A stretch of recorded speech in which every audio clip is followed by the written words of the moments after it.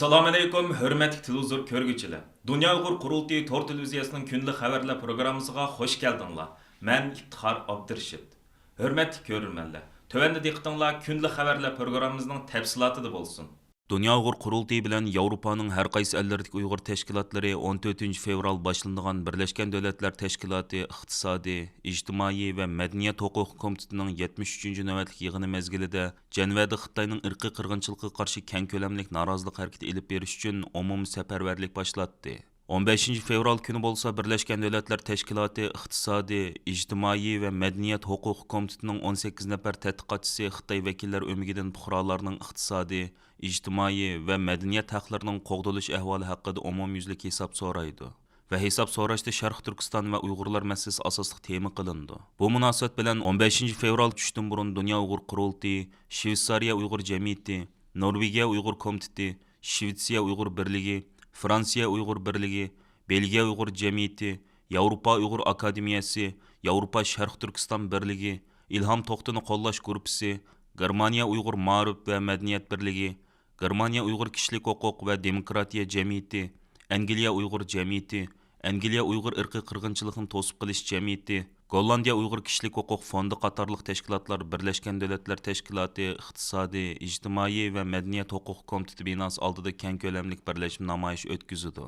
Namoyishga Yevropaning har qaysi ellarda yashayotgan Uyg'ur qarindoshlarimizdan sirt, ya'ni Shveysariyadagi Tibet, Hong Kong va kishilik huquq tashkilotlarining vakillari, shundaqli Shveysariyada yashayotgan bir qism turk qarindoshlarimiz ishtirok qiladi. Uningdan boshqa yana 14-fevraldan 16-fevralgacha Dunyo Uyg'ur Qurultiyi tarafidan Birlashgan Davlatlar Tashkiloti iqtisodiy, ijtimoiy va madaniyat huquqiy komitetining binosining oldida Shinjong soqchi hujjatlarida oshkorlangan ichinishli ko'rinishlar asos qilingan va Xitoyning Sharq Turkistondagi irqiy qirg'inchiligi va jinoiy qilmishlari namoyon qilingan cho'ng tipdagi rasm ko'rgazmasi o'tkaziladi. Bu munosabat bilan Dunyo Uyg'ur Qurultiyi va Amerika Boston Universiteti Qonun institutining Xalqaro kishilik huquq markazi birlikda Birlashgan Davlatlar Tashkiloti iqtisodiy, ijtimoiy va madaniyat huquq komitetiga 46 moddadan tarkib topgan cho'ng hajmli doklad sundi. Va mazkur doklad 25 yanvar kuni Qurultay tor betida e'lon qilindi. Qurultayning dokladida Xitoy hukumatining o'zimi imzo qo'ygan va 31 moddadan tarkib topgan Birlashgan Davlatlar Tashkiloti iqtisodiy,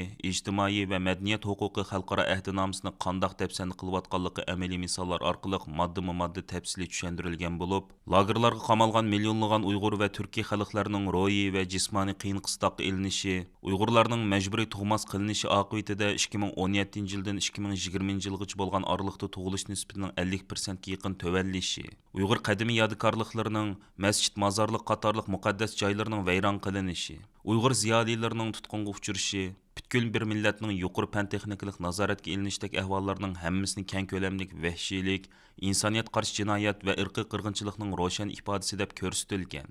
Dunyo Uyg'ur Qurultiyi va boshqa xalqaro kishilik huquq tashkilotlari tomonidan yo'llangan yuqoridagi baholash dokladlari BDT iqtisodiy, ijtimoiy va madaniyat huquqlari komitetining 18 nafar tadqiqotchisi tomonidan ko'rib chiqildi.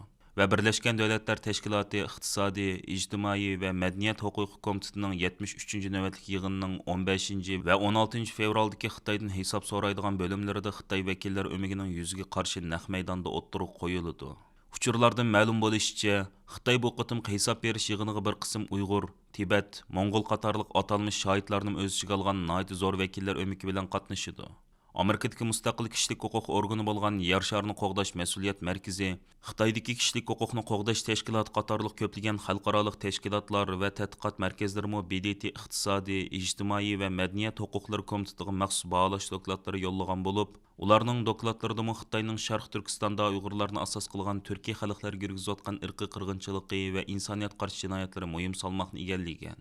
Dunyo Uyg'ur Qurultiyining raisi Dolqin Ayso apandim 15 fevral Janvada o'tkaziladigan birlashma namoyish munosabati bilan 25 yanvar kuni e'lon qilgan videoliq chaqiriqida Xitoyning BDTdagi ko'z bo'yamchiligi va saxtipazligini xalqaro jamoatchilik oldida yana bir qatim fosh qilish, shundaqli Uyg'ur irqiy qirg'inchiligi masalasini BDTning kun tartibiga elib kelish uchun bu qatim Janvada o'tkaziladigan namoyishning to'limi muhim va zarurligini ta'kidlash bilan birga, Yevropaning har qaysi ellarida yashayotgan butun Sharq Turkistonlik qarindoshlarimizni Alloh rizosi uchun vatan ichida irqiy qirg'inchilikqa duchor bo'layotgan turmalarda, jazo lagerlarida va majburiy emgak maydonlarida chidg'usiz azob oqibat chekayotgan xalqimizning haqqi hurmati uchun bir kunlik vaqtini sarf qilib, Janvadagi namoyishga aktivlik bilan qatnashishga chaqirdi. Mustaqillik şuarını 4 damның içige kirib kompüterda bir-birimizga to'g'lamay janvaga keldigan yuzlagan Xitoy vakillariga yuzturan holda to'g'lash kerakligini, bu orqali ham Xitoyga ham xalqaro jamoatchilikka xalqimizning mustaqillik irodasini bevos namoyon qilishimiz kerakligini ta'kidlash bilan birga, vatan ichidagi xalqimiz hayot-mamot xavfga duchor bo'layotgan bugungi halqiliq paytda siyosiy faoliyatchilarimizning va avom xalqimizning barliq ishki ixtilof va talash tortishlarni bir chetga qayirib qo'yib, milliy manfaatimizni hammadan a'lo bilib, janvadagi namoyishning muvaffaqiyatli o'tkazilishi uchun o'rtaq kuch chiqarish lozimligini bildirdi. To'lqin Aysa apandimning bu haqda e'lon qilgan videolik chaqiriqini qurultayning YouTube va Facebook sahifasidan to'liq ko'ra olasiz. Uningdan boshqa yana bu qitimqi birlashma namoyishga o'rtaq sohibxonlik qiladigan Shveysariya Uyg'ur jamiyati qatorliq Yevropa elləridagi boshqa Uyg'ur tashkilotlarimi o'zlari turishliq davlatlardagi Uyg'urlar orasida safarbarlik elib berishga boshladi. Dunyo Uyg'ur qurultiyi bilan Yevropaning har qaysi elləridagi Uyg'ur tashkilotlarining 15 fevral Janvada birlashma namoyish o'tkazish haqidagi o'rtaq qarori va To'lqin Aysa apandimning bu haqda e'lon qilgan videolik chaqiriqi har qaysi ellarda yashayotgan Sharq Turkistonlik qarindoshlarimizning qizg'in olqishiga sazovor bo'ldi. Gollandiyada yashayotgan jasur lager shohidimiz Qalbinur Sidiq xonimmi o'zining bu haqdagi qo'llashini izhor qilib mundoq dedi. Dünya Uyghur Qurultiyi va Yevropadagi har qaysi tashkilotlarning BDTning Xitoydan hisob so'raydigan va so'roqqa tortadigan 15 fevral kunida Janvada o'tkaziladigan cho'ng tipdagi birlashma namoyishga qatnashaylik. Unutmaylik, vatan bizning, millat bizning.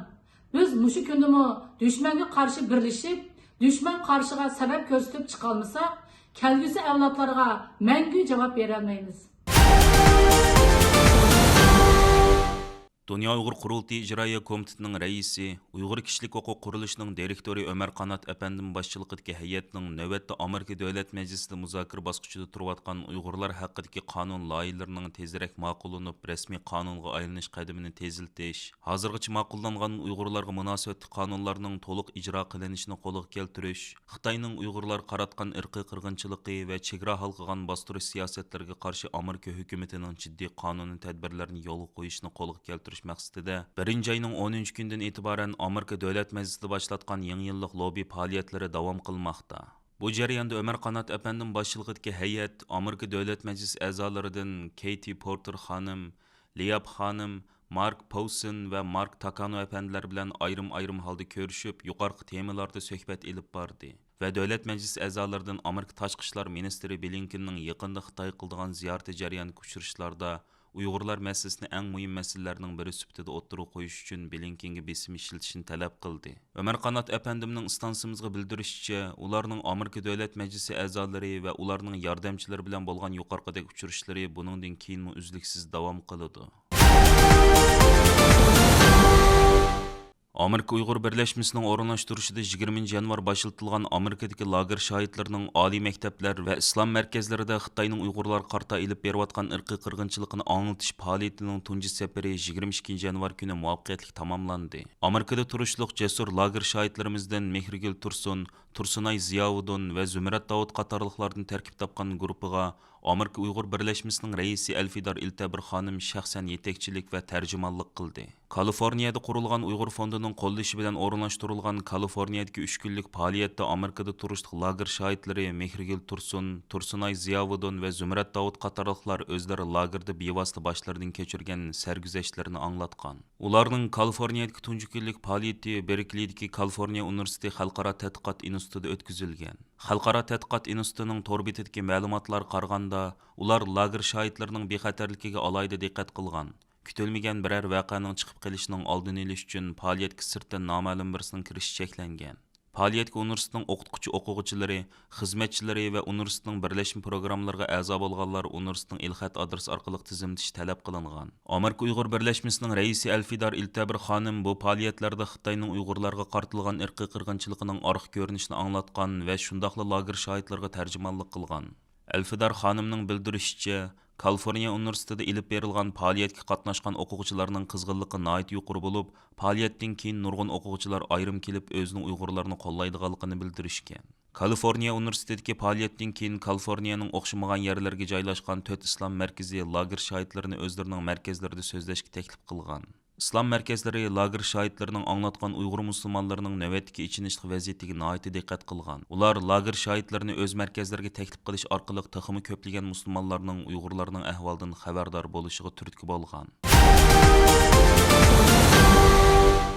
İspaniyadagi qo'g'dug'uchi nomli kishilik huquq tashkiloti Tori 24 yanvar kuni doklad e'lon qilib, Xitoyning chet eldan jinoyatchi o'tkazilish huquqini 4 davlatga kengaytganligini ma'lum qilgan. Berilgan uchurlardan qaraganda 2022 yil 12 oyning 30 kuni Xitoy hukumatı Kongo, Keniya, Urugvay, Armeniya qatorliq davlatlar bilan o'zaro jinoyatchi o'tkazib berish kelishimi imzolagan. Bugungi kunda Xitoy jami 45 davlat bilan jinoyatchilarni o'zaro o'tkazib berish kelishimi imzolagan. Yana 14 davlat Xitoy bilan kelishim tuzishga qo'shilgan bo'lib, rasmiyatlarni bitirish oldida ekan.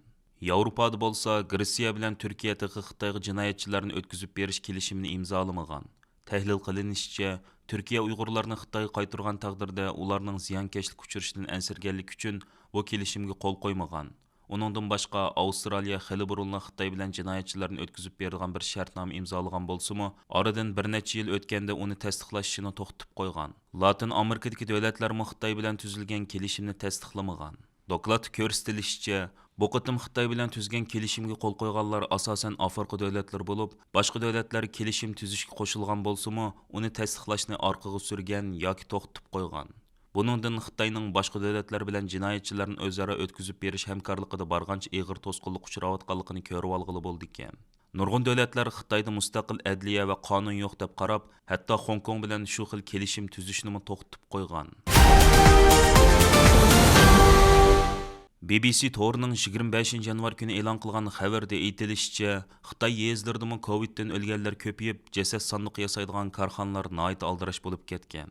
O'tgan yili 12 oydan boshlab Xitoydagi Covid yuqumi shiddat bilan ko'payib, 80% nupusining, ya'ni 1 milliarddan ko'p odamning yuqumlanganligi, har haftada 13 ming odamning o'layotganligi, bularning ko'pinchisining qayerlar ekanligi ma'lum bo'lgan edi. Chunki Xitoy planliq tug'ut siyosatidan yo'l qo'ygan 40 yildan buyon Xitoy nupusining qayrilish nisbatini o'rlab mangan bo'lib, bu qitim Coviddan o'lganlar ichida qayrlar eng ko'p nisbatni egallagan. Xabarda ko'rsatilishicha, Xitoy yezlarida davolash uskunalari intayin kamchil bo'lib, doktorxonada o'lganlardan boshqa uyda o'lganlarmi ko'p ekan. Va bular o'lganlar soniga kirgizilmaydi ekan. Chag'an mezgilda cho'ng shaharlarda jon beqiyotgan zo'r turkumdagi Xitoy ishlamchilarining o'z yezisiga qaytib chag'an o'tkazishi Covid virusining shahardan yeziga yamirishni keltirib chiqarishi mumkin ekan.